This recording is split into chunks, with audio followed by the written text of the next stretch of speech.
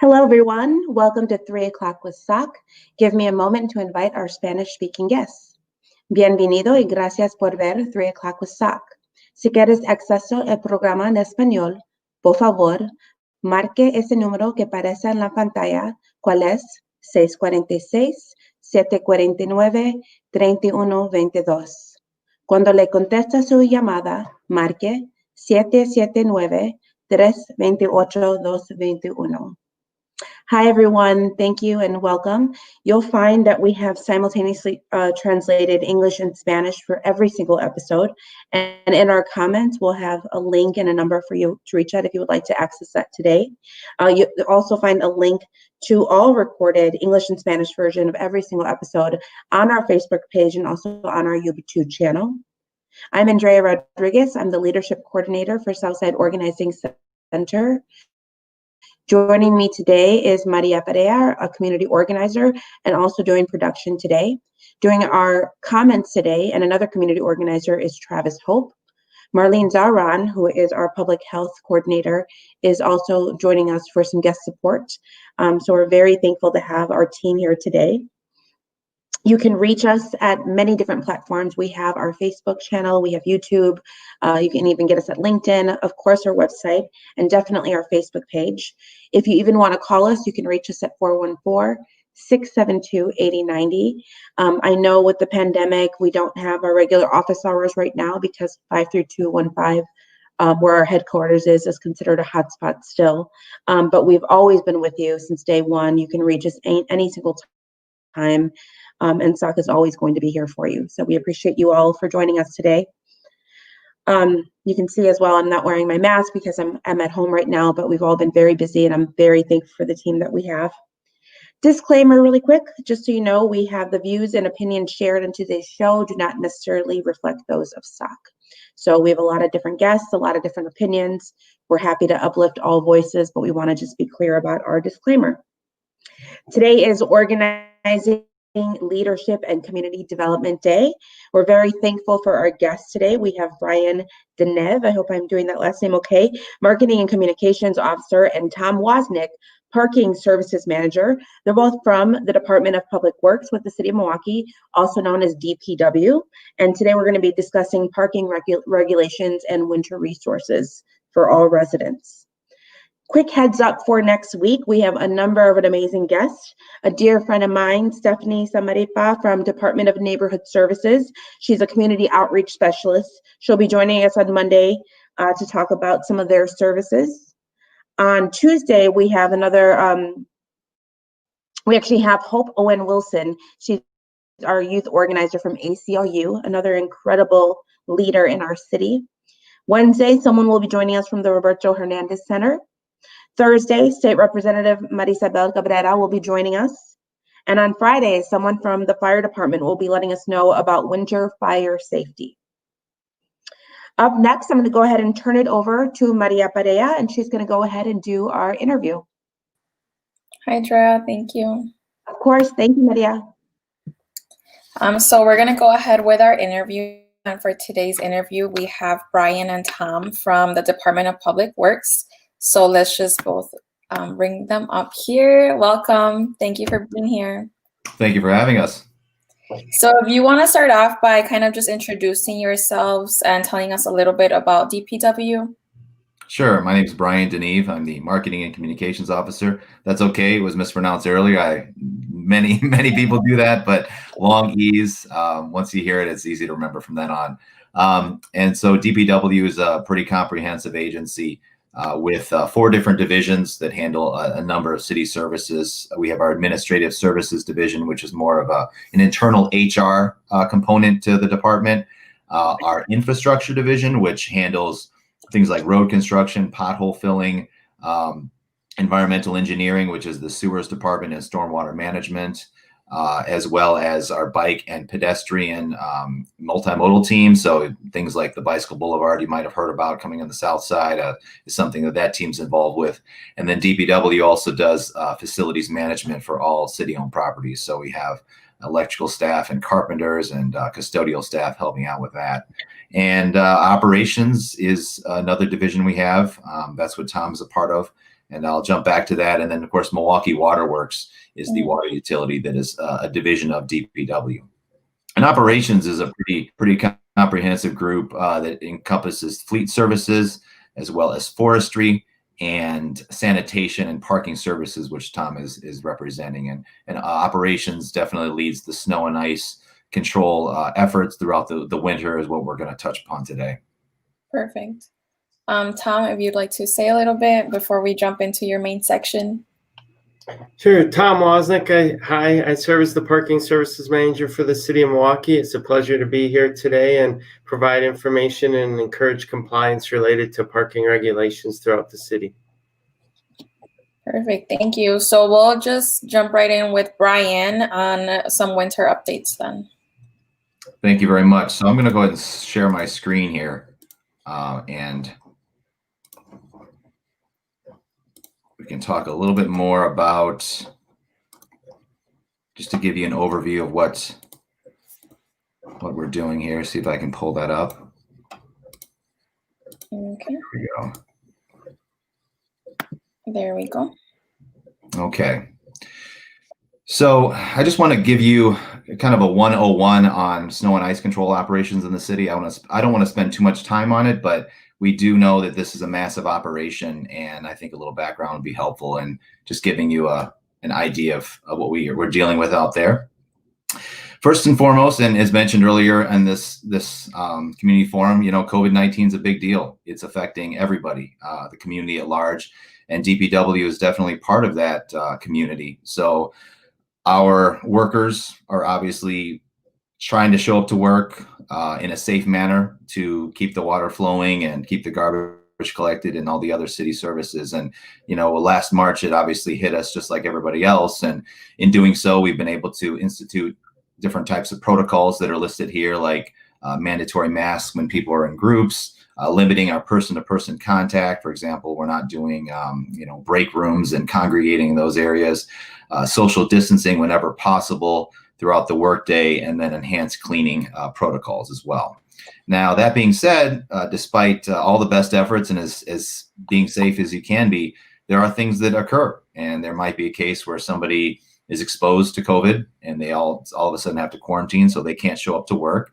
Maybe they could have been a family member that they're taking care of who's ill, or a family member who's they're dealing with, for personal reasons like schooling or things like that. So it's definitely something that has impacted our workforce and continues to, even on our snow clearing operations. So we're certainly, working as hard as we can to make sure that doesn't happen. But the reality is that does and can sometimes affect our overall efficiency in operations. Good. The city of Milwaukee. The screen is just like half of it is showing. I don't know if. Oh, okay. Let me go back then. Sorry about that. Try this again. Okay. Sorry about that. Sure.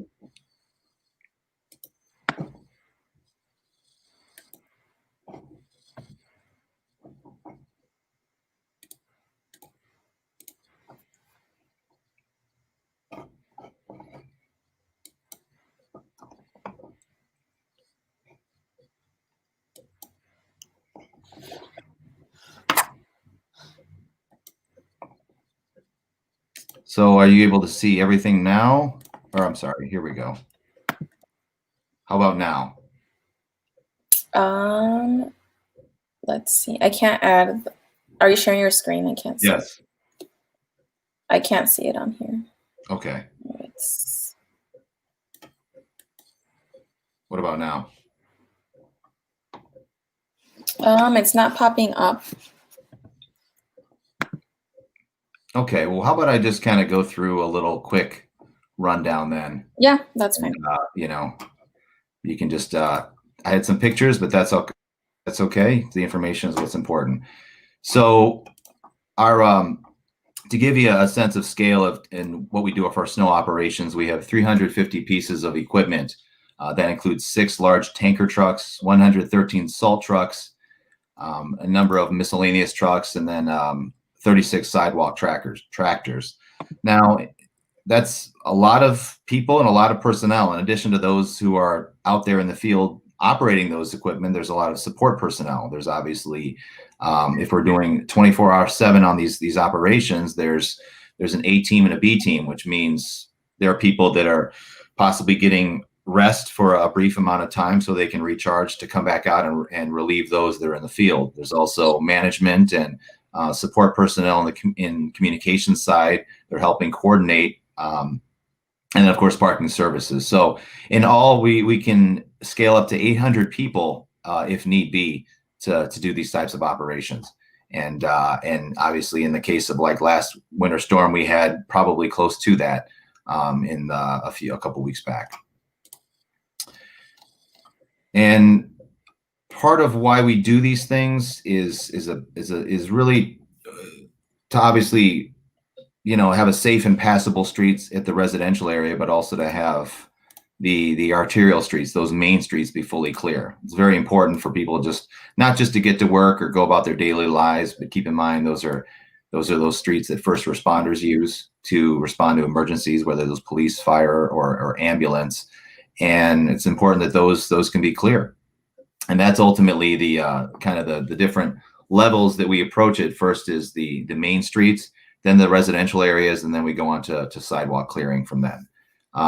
The reason we have different parking protocols or regulations that change during snow emergencies, Tom's going to go much more in depth, is because some of the smaller areas, or I should say those areas that are more dense, that have more narrow streets, possibly, the areas of the south side that have houses that are fairly close together, there's getting big plow trucks or even smaller salt trucks through those areas can be very difficult if there are cars parked on both sides of the street. So we have to initiate different parking regulations that Tom can cover right now. So I'd really just like to turn it over to Tom to explain more about what those regulations are and how people can get involved with those and abide by them.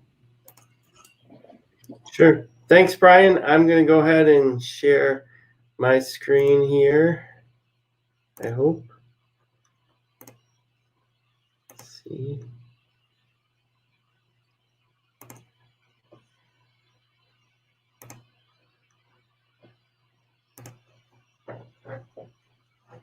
Okay, can you see my screen now?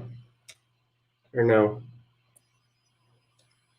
I cannot see the screen. It's not popping up. Let me try.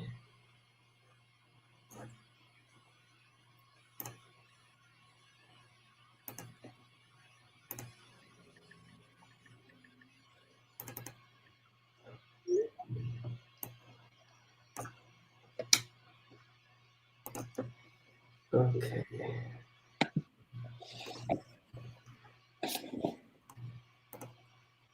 Okay, I see it here. Okay, so let me go ahead and just talk about these for a minute. Your email's on the screen. Okay. Now, there we go. Okay, so first cover just the winter parking regulations.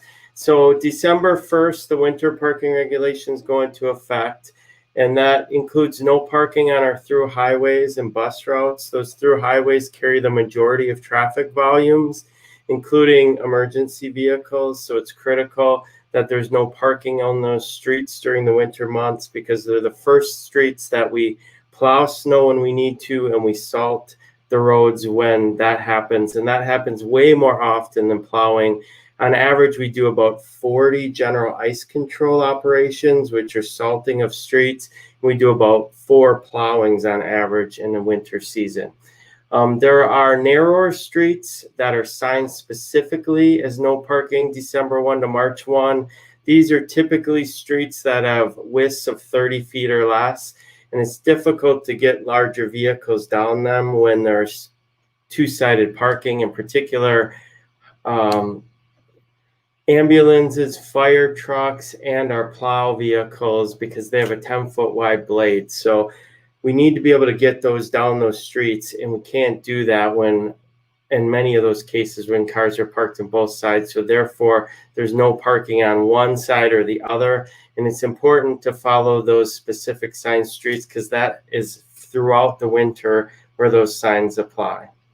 Then we'll cover specifically snow emergency regulations. So a couple years ago, we transitioned to a citywide snow emergency regulation, which requires alternate side parking from 10 p.m. to 6 a.m.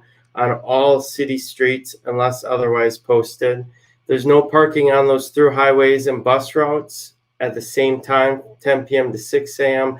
And then there's progressive fines for our snow emergency parking violations. So the first fine is $50, a second fine in the same winter season, which starts in October or so. We hope it's less than that like this year, but it can start as early as then. A second citation of the same kind is $100. And then a third and subsequent violation is $150. Plus that vehicle is then eligible to be towed upon issuance of that citation. Historically, we see a lot of vehicles with recurring violations during snow emergencies, and the hope is that these fines will deter that behavior. We want those vehicles to not be there. We want them to abide and comply with the rules, and that is the reason for those escalating or progressive fines. And then general night parking regulations. Alternate side parking is required throughout the city, except for areas which two-side parking is allowed, and there are many streets on the south side in which that is allowed. A permit is required as well. There's no parking in the public portion of any alley from 2 to 6 a.m., and vehicles must be moved every 24 hours. And on the streets which do allow two-sided parking, that is every 48 hours. And then to stay informed, we encourage everyone to sign up for parking alerts. That's available on the link there and on our website at milwaukee.gov/parking. You can follow us on Facebook and Twitter at Milwaukee DPW. Nextdoor updates are available to city residents, and you're also welcome to call 286-CITY for information and assistance.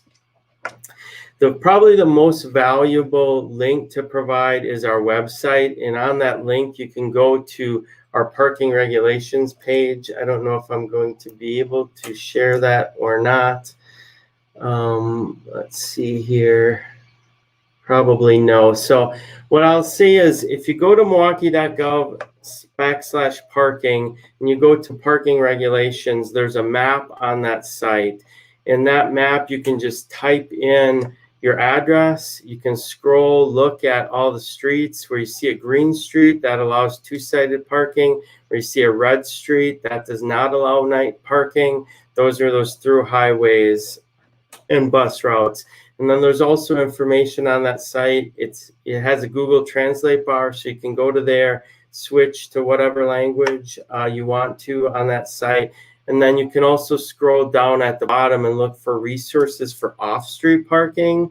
So there are 6 MPS slots, and there's one on the south side at 1817 West Lincoln Avenue.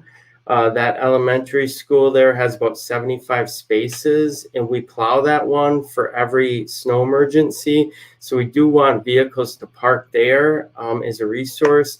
And there's also several other parking lots available, many on the south side, South 10th, South 12th, South 13th Street, which have quite a bit of parking available. You do need a night parking permit like you do on the street, but those are great resources for you to access and use to be able to get your car off the street so we can find, oh, thank you for pulling that up. So there's the map. That's great information. Thanks for pulling that up. And then as you scroll down, this is a lot of the information we already talked about.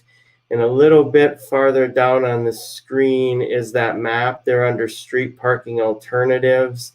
So a little bit up from there, that one link right there under street parking alternatives. So if you click on that, that'll open a new window. And then in this window, you'll see as you scroll down that these are the locations. Lincoln Avenue School is the one I mentioned. And then here's the other ones. And the full list is at that little link there, a full list. If you want to see specifically all the addresses, it starts with east and then north and then south side lots. The most of our lots are on the south side. There's many on the north side, but we do even have more on the south side.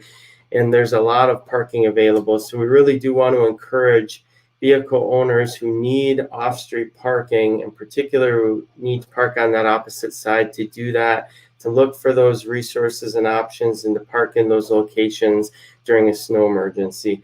And then at the very bottom of that screen was that Google widget toolbar. So there you can just change a language to Spanish or whatever language. There's dozens, if not hundreds of languages available on there. Switch that, and then everything on the site will change to that language. And so we encourage compliance. We don't want to write citations, but that's how we create compliance. So our hope is that getting information out in this type of venue is really an opportunity to encourage compliance. And we appreciate that, because we all want to keep our streets safe and clear so we can all use them for all the needed reasons we want to use them for. So thank you for your time again. Thank you, Tom. So I'll just bring Brian up real quick. And if you guys want to provide us with any type of contact information or any other last minute comments.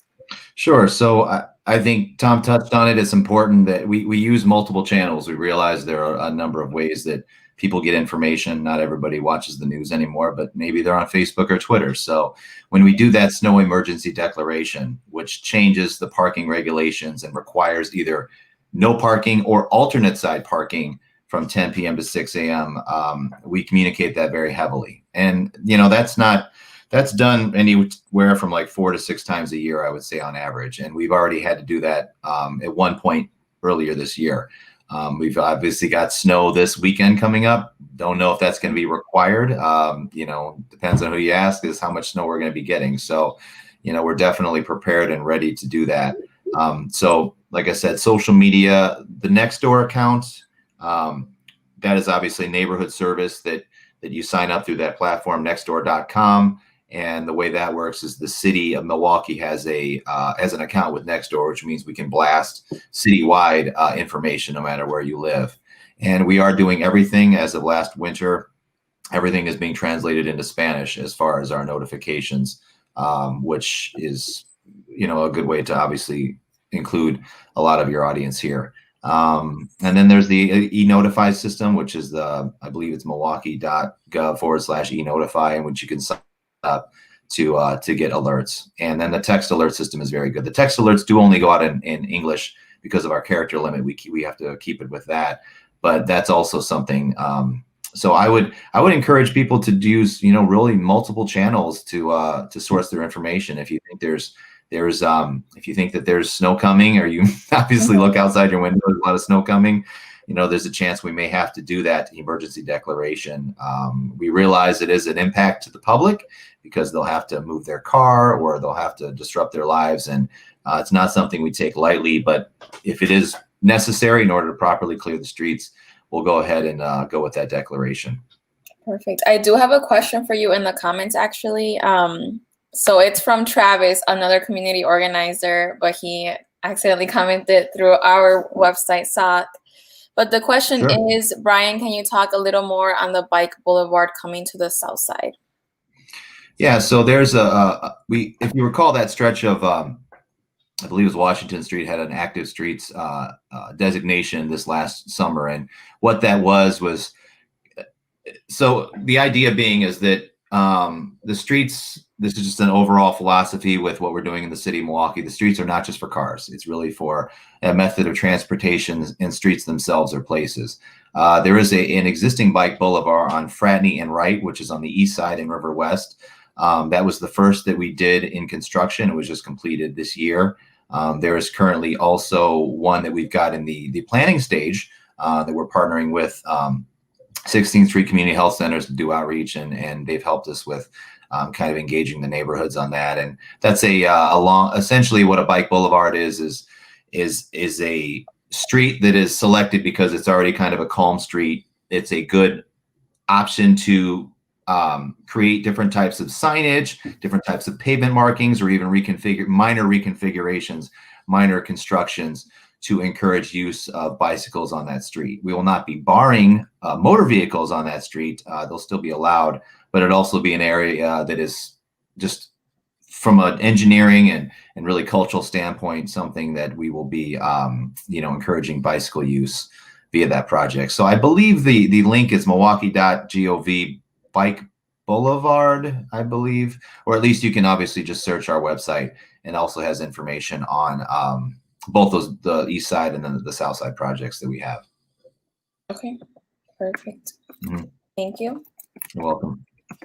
Okay, well, I think that's all. I don't think we have any other questions. We'll definitely put those links up on our comments as well.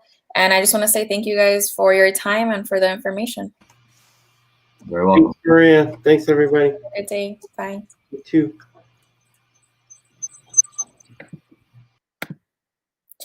Okay, so I'll switch it up and move it, give it to Drea.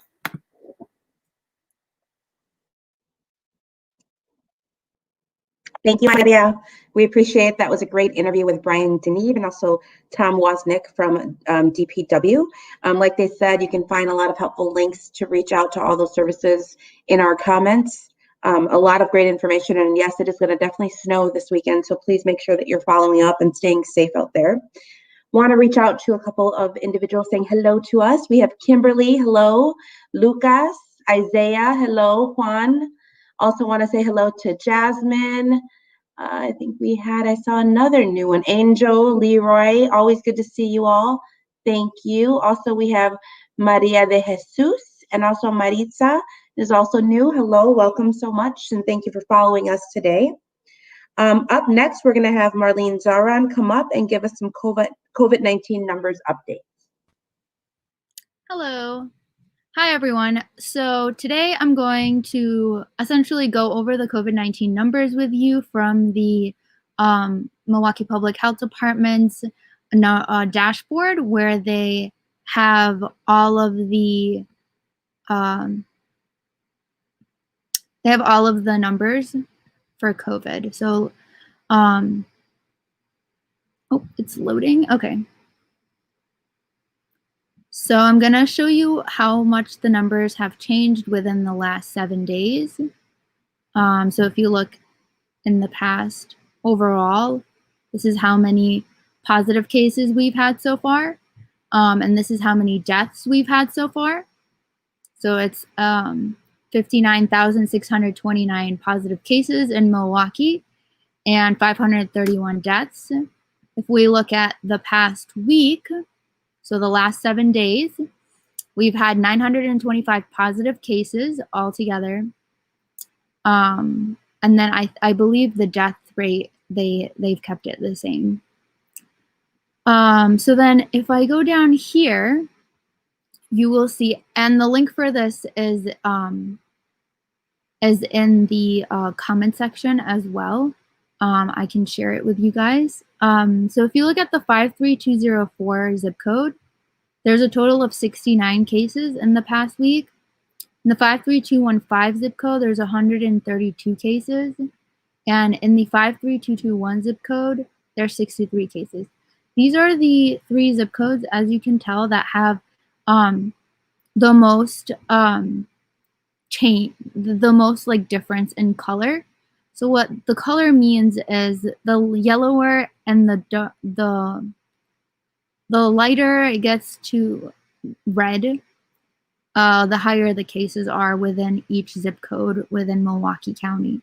So if you look at the 53221, this zip code was not this yellow-green a couple of weeks ago, but right after the holidays, the total number of cases has been increasing. And then for the 53215, we've had a total of 132 cases so far in this zip code. And it's currently red, so it's at the highest, essentially, number of cases per 100,000 individuals.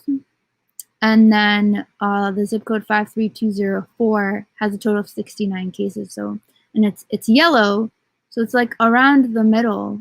But you know, we need to social distance and follow CDC regulations in order for those numbers to decrease. If you're looking at the number of cases by race, You'll see here the Black or African American community has had a total number of cases of 276, being the highest. Coming in next is the white community at 266 cases. The Hispanic or Latino X community coming in at 204 cases. The Asian community coming in next at 71 cases. Those that stated they don't want to state their race or ethnicity and put unknown, they put 63 total cases. Those that stated they are other put there are 29 total cases. And those that are American Indian or Alaska Native, there have been 6 total cases. What I like to do now is look at the age ranking. So the number of cases by age. So if you see here, the number of ages that have the highest number of COVID cases in Milwaukee are those that fall between 25 to 34-year-olds at 166 cases. Coming in second is 35 to 44-year-olds. Total of cases is 154. And then third is those within the age group of 15 to 24-year-olds with a total number of cases of 142. So those are the 3 highest rankings. So if you are from the ages of 15 to 44, which is a huge chunk, just please be sure to follow the guidelines. Try not to hang out too much with individuals unless it's necessary. So then I like to go in the death section to kind of show by race and ethnicity the number of deaths that there have been by age group. I think it gives a better explanation of, age ranking and race at the same time. So if those that are 65 years old and up, and they are from the white community, there has been a total of 167 deaths. Those that are 65 and up from the Black or African American community, there have been 156 deaths. Those that are Hispanic or Latino X, there have been 51 deaths. And those that are Asian and Pacific Islander who are 65 and up, there have been 17 deaths. For those that are 50 to 65 years old, the Black community ranks the highest. The Black or African American community ranks the highest in this age group, ranking with a total of 46 deaths. The Hispanic or Latino X community coming in second within this age group of 32 deaths. Then third is the white community with 18 deaths, and the Asian or Pacific Islander community with 6 deaths. Those that are 50 years old and under, so that, it shows that the Black or African American community has had 15 deaths, and the Hispanic or Latino X community has had 12 deaths. So this just shows you, that just because you're not 65 and up, it doesn't mean that you can't get COVID and possibly have drastic risks from getting COVID-19. It doesn't surprise me that the Black or African American community and the Hispanic Latino X community has deaths that in the age group of 50 years old and less, because those are the individuals in Milwaukee that have had to experience health inequities in the past. They are the communities that have higher chronic diseases due to lack of access to healthcare and transportation. So, so just be careful when you're, going out. Wear a mask everywhere you go. It really does make a difference. It really has an impact on you and those that are around you. So don't think that just because you're not in the at-risk group of 65 years old and up, that you're not, you can't get COVID and have drastic risks to it. So I'm going to stop sharing my screen now, and then I have a couple of announcements for you guys. If you look here, the Wisconsin Health Department sends out a weekly update for everyone. So just I have some updates for you all here. So essentially, we have our current allocated number of doses for COVID-19 is 460,000 doses, and this is on a monthly basis. We need approximately 1.4 million doses in Wisconsin to reach 80% vaccination by June. So this is 3 times the amount that we currently have, which is okay. According to Claire Evers, after interviewing her in the past week, she did state that Wisconsin, even though we're moving at a slower rate and getting the vaccinations to Wisconsin, once the vaccines get to Wisconsin, it's moving at a faster rate now, since more healthcare workers are getting vaccinated. And once those healthcare workers get vaccinated, then they have the ability to vaccinate others, right? Because we want to make sure our healthcare workers are safe before going out and vaccinating others. So today's vaccine distribution summary. So this is updated every Tuesday at approximately, and every weekday at approximately 2 p.m. Currently, Wisconsin's progress in receiving the COVID-19 vaccines and vaccinating Wisconsinites is as it follows. There are approximately 779,800 doses that are allocated in Wisconsin. There have been 473,300 doses that have been ordered. There are 100,100 doses that are coming to Wisconsin, so in transit, and then 310,256 doses have been administered. And then I would just like to show you this document. So this is some quick COVID-19 facts about the vaccine. We've also shared this on our Facebook page if you would like to have it. It talks about the goal of herd immunity, the side effects of COVID-19, the availability and cost. So the vaccine will be offered to all who want it as soon as more become available at no cost to you. With different strands of COVID-19 emerging, the virus should still be affected by antibodies provided by the vaccine. So don't think that just because we're seeing new strands, like the new strand from England coming in, that if that new strand comes along, it doesn't mean that the vaccine won't be as effective. It'll be as effective. Some side effects that individuals are experiencing are extremely rare. So if you're hearing about people that are getting anaphylaxis, which is an extreme allergic reaction, it's very rare. That's why it's recommended that you do speak to your doctor before you get the COVID-19 vaccine in order to better understand your history and your medical history before you go out and get the vaccine. So yeah, you can check this flyer out on our Facebook page. And I will be going over it next week as well. Just wanted to give it out so everyone can have a look at it. That's my COVID-19 update for today. I'll send it back to Andrea or Maria. Excellent. Thank you so much to Marlene for that great update. A lot of information there. So please look at our Facebook page for those links. Also in the comments, we also have some great links for you there as well to get updated information for COVID-19.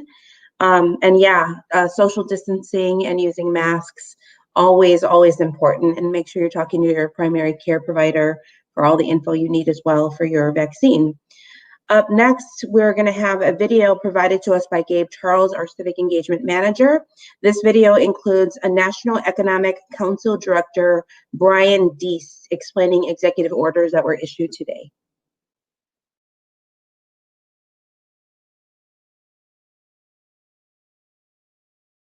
At the same time, the American people are hurting and they can't afford to wait. They need help right now.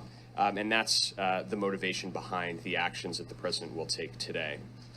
I want to be very clear. These actions are not a substitute for comprehensive legislative relief, but they will provide a critical lifeline to millions of families. So just to get into the specifics, the president will sign 2 executive orders today. The first directs agencies to consider a number of actions that will provide emergency relief for working families affected by the COVID-19 crisis within existing authorities and helping to correct some of the errors or omissions of the prior administration in providing families with relief. I just want to touch on a couple elements that are in that executive order to give you a sense of what we're talking about. On the issue of food insecurity, which is a growing crisis in America of hunger, nearly 30 million Americans last week said that they didn't have enough food to put on the table. So the president will ask the Department of Agriculture to consider taking immediate steps to provide nutrition assistance to hard-hit families.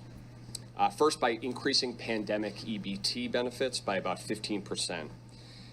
This is the program that is aimed at supporting families who traditionally rely on the school lunch program to provide meals to millions of kids through their schools. So in the pandemic EBT program provides direct assistance to families to cover those costs. But the way it is being implemented today doesn't get to the full costs necessary. So with these changes, an eligible family with 3 children would get about an additional $100 over 2 months to help pay for food. Second, increasing the SNAP benefits, emergency SNAP benefits for as many as 12 million low-income Americans. This is the core program targeted at preventing hunger in America. And these changes, again, for a family of 4 would mean about a 15 to 20% benefit increase. And third, revising the Thrifty Food Plan, which is really the basis for determining the SNAP benefits, is out of date and needs to be updated to better reflect the cost of a healthy diet. Another element of this executive order is to promote worker safety.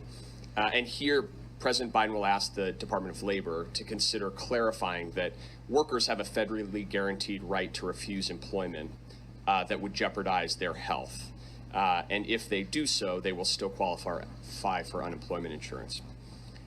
This is a common sense step to make sure that workers have a right to safe work environments and that we don't put workers in the middle of a pandemic in a position where they have to choose between their own livelihoods and the health of they and their families. The second executive order that the president will sign is focused on the jobs of federal workers and on federal contractors. He will direct his administration to initiate a process starting today that would allow him within 100 days to issue an executive order requiring federal contractors to pay at least a $15 minimum wage and provide emergency paid leave to workers. This was something that the president talked about on the campaign, that when we're using taxpayer dollars, federal contractors should provide the benefits and pay that workers deserve.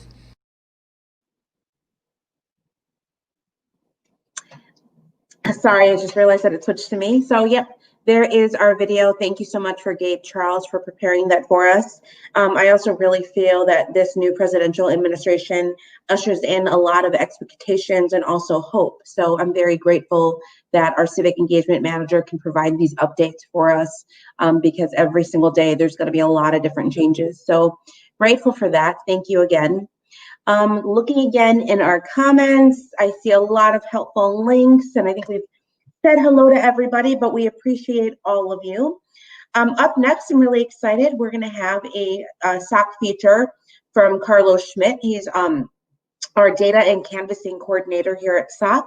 He is also an artist outside of his work with SOC, and he did an interview with Sean Kiebzak. He's the CEO of Arts at Large, so we'll play that next.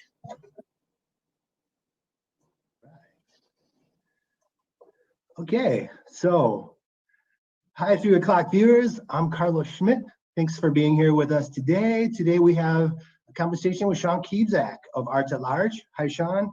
Hey, how's it going? Thanks for being here. Absolutely.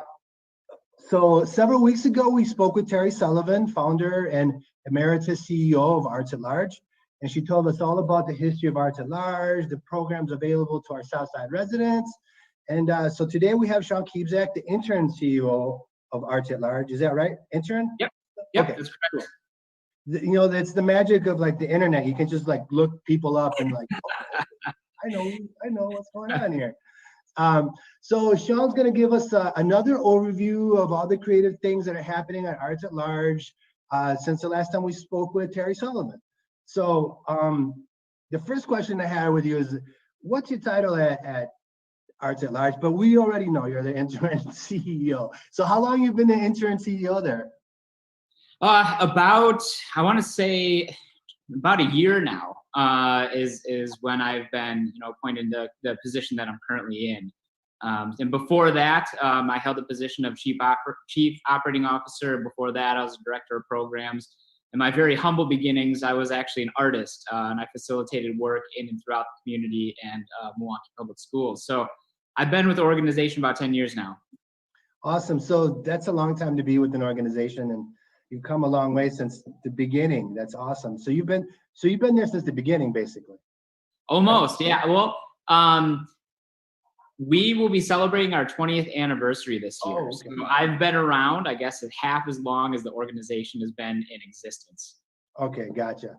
All right, so let's get to some of the important questions here. So, that was an important question too. We need to know who you are because that's important. And so thanks for sharing that info. So let's get to the other stuff. Okay, so what kind of things has Arts at Large been doing since we last talked to Terry? Yeah, absolutely. So we've still been pushing out a lot of live broadcasting. We had a New Year's Eve performance, which was really exciting. We had 4 local Milwaukee bands that performed throughout the evening of December 31st and kind of brought us into the new year. It was exciting for us because we also kind of pitched that as, one of our first sort of live broadcasted fundraisers. Normally in the community center that we are in, we're able to host a lot of events and fundraisers to support the organization. But this is the first time we kicked it off virtually. We had a goal of $1,000 and we exceeded that goal, brought in $1,200 for the evening. So for us, it was a huge success. But also it was our first time, working with some of the artists in the broadcasting community that were able to come in and really help to hone in and define how we present a lot of our virtual content. So if you go back on our Facebook page and look at that performance, you can see a lot of the bands and some of the unique ways in which we were able to present that work. What was also exciting about that is that kind of kicked off our relationship with those broadcasting team, because we had an exhibit opening last Friday, an exhibit called Standing In, which was work that was done by students at Bayview High School and local musician Classic. And the students were really responding to the fact that they are, still working virtually. And while they're, at home working virtual, they're standing in, to be present for their community. So right now in our gallery space, we have life-size, banners and posters that were done by the students at Bayview that include a lot of text and narrative about their experiences working virtually. And to kick that off, Classic did a live performance at the exhibit at the gallery. And you can go back and see that exhibit performance from last Friday as well. And it was fantastic. It was Kellen in the middle of the, in the middle of the gallery space.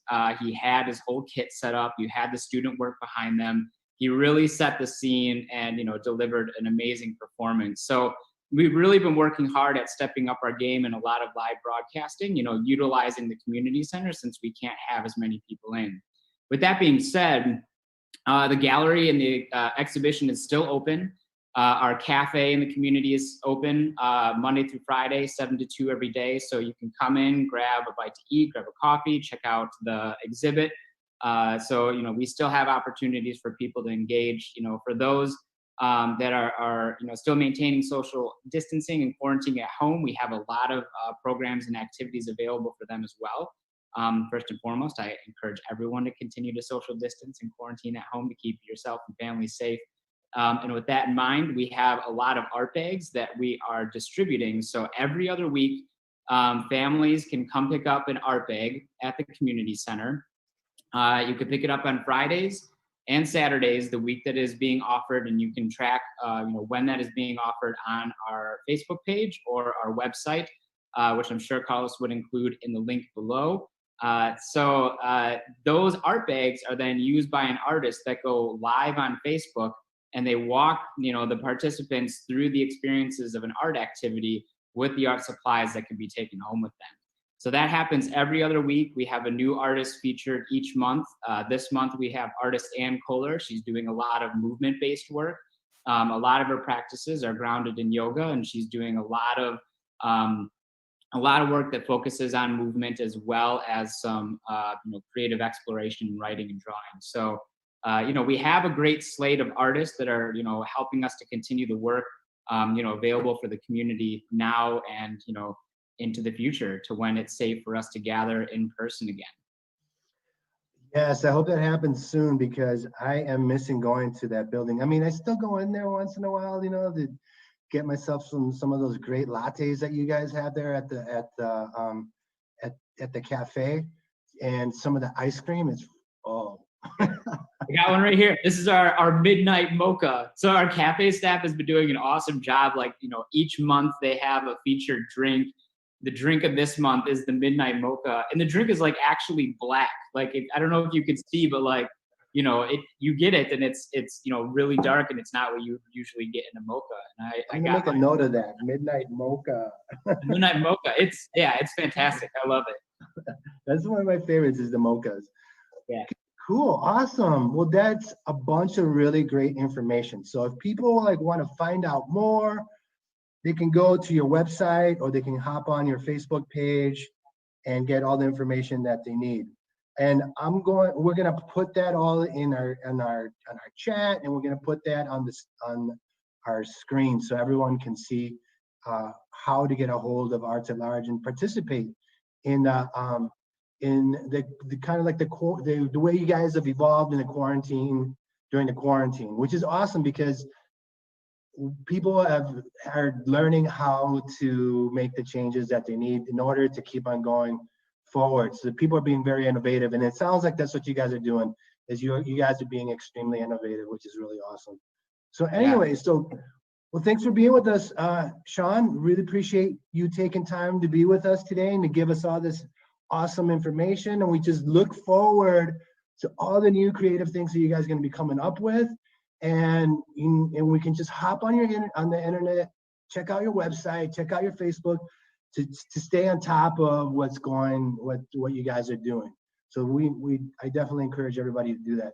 So, all right, well, thanks, Sean. Yeah. And for the 3 o'clock viewers, please keep yourself safe, keep your family safe, keep your friends safe, keep your neighbors safe, and wear a mask. So, bye. You guys have a great day. Thank you to Carlos Schmidt, and also to Sean Keepzak, who is the CEO of Arts at Large. I know I was there very early on in the pandemic, and they had wonderful COVID-19 regulations. So please stop in if you get a moment. It's very safe in there, very yummy stuff, and one of my favorite places to go. Thank you so much again for that. Up next, we're going to have our stock survey promo. Has this live forum been informative and useful to you? What part of the forum could be improved or changed to make it better? Please take a quick survey that's located in the comments section so that we can keep 3 o'clock with SOC going for residents. Thank you for tuning in. Another forum done. I can't believe we're already completed. We're getting to the end of the hour now. Next week, we have an exciting week for you as always up-to-date information for all of our great residents. I'm going to be on vacation, so I actually won't be here, but I know we have some excellent guests. Monday, we will be having Stephanie Samaripa. Actually, I will be doing that interview, so I will be here Monday. I'm excited to do that, to see Stephanie. Tuesday, we're going to have Hope Owen Wilson joining us. Wednesday, someone from the Roberto Hernandez Center will be joining us. Thursday, State Representative Marisa Cabrera will be joining us as well. And then on Friday, we have someone from the fire department joining us about winter fire safety. Yeah, end of our show. Thank you so much. Up next, we'll have our funder and partner. Thank you. See you next week.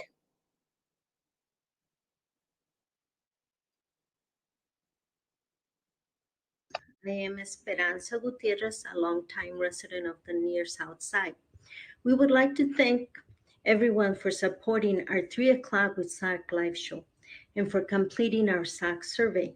In addition to thanking our residents for tuning in and sharing our show, we would also like to thank the following sponsors: Wisconsin Voices, Community Development Block Grant, Neo Philanthropy State Infrastructural Fund, the Movement Voter Project, the Catholic Campaign for Human Development, the Silber Foundation, City of Milwaukee Office of Violence Prevention, the Tithe Foundation, the City of Milwaukee Promise Zone, and all the faithful individuals who support SAC through their personal donations. Thank you. Gracias.